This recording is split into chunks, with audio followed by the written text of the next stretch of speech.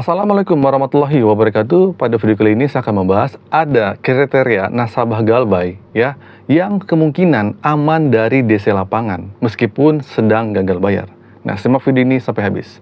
Nah, teman-teman, kasus gagal bayar atau yang dikenal sebagai Galbay ya masih tinggi nih dalam beberapa waktu terakhir ya.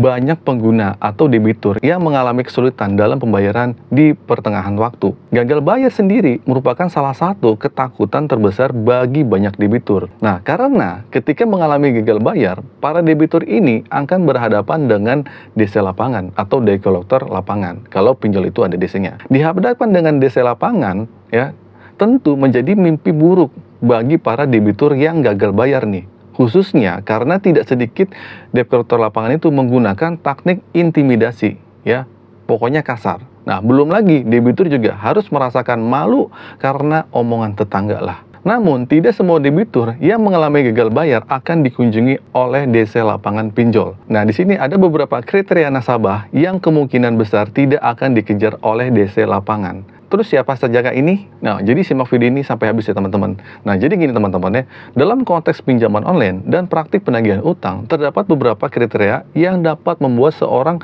debitur itu kemungkinan tidak akan didatengin oleh DC atau debt collector lapangan, meskipun mengalami gagal bayar. Nah, di sini saya merangkum dari berbagai sumber ya. Yang pertama adalah debitur dengan jumlah utang yang rendah.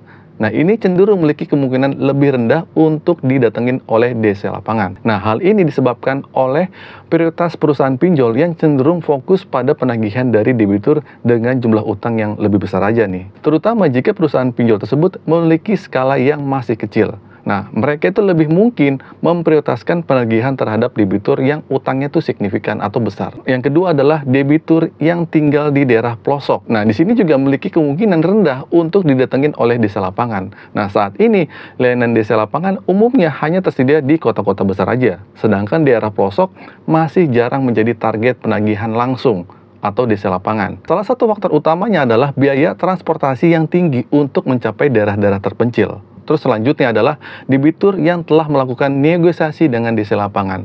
Nah, ini juga memiliki kemungkinan kecil untuk didatengin sama DC lapangan. Nah, ketika seorang debitur telah aktif berkomunikasi dan melakukan negosiasi mengenai pembayaran melalui media online gitu kan. Nah, DC lapangan itu cenderung tidak akan datang ke rumah debitur yang gagal bayar. Nah, hal ini menunjukkan bahwa keberhasilan dalam bernegosiasi dan keterbukaan komunikasi dalam membantu debitur menghindari penagihan langsung ke rumah. Ada yang mengalami seperti itu. Nah, jadi gini, dengan mempertimbangkan ketiga kriteria ini, debitur itu memiliki peluang untuk menghindari kunjungan DC lapangan dan memperoleh keamanan relatif meskipun mengalami kesulitan dalam pembayaran di pinjaman online. Tapi saran dari saya ya, penting juga untuk kalian untuk tetap mengelola utang itu dengan bijak ya, dan berupaya untuk menyelesaikan kewajiban pembayaran secara bertanggung jawab. Kalau kalian punya uang, kalau enggak ya udah gagal bayar aja, kuatin mental aja. Gagal bayar itu biasa, banyak kok yang gagal bayar. Oke, jadi gitu ya teman-teman ya video kali ini. Semoga video ini bermanfaat. Singkat saja, akhir kata dari saya, Assalamualaikum warahmatullahi wabarakatuh.